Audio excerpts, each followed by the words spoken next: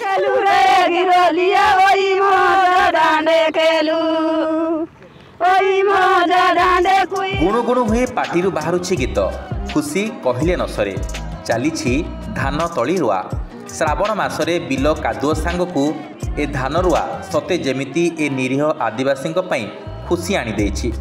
श्रावणर धारा खाली प्रकृति को नुहे बरम चाष काम अनुकूल प्रकृष्ट समय तेणु खुशी रे झुमी जाई पारंपरिक गीत गाई जाहिर करुछन्ति खुशी आ संगीतर ताले ताले चली धान रुआ।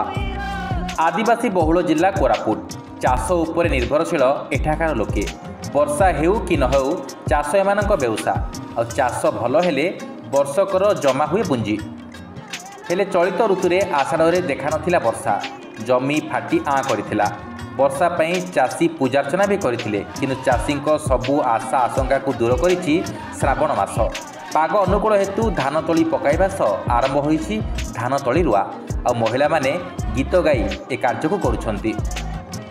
तेबे वर्षा आसिले आरंभ हुए आदिवासी महापर्व मौसुमी वर्षा जिले में जारी रही बेले खरीफ चाष पई चाषी और प्रशासन मध्य प्रकाश पाई तत्परता।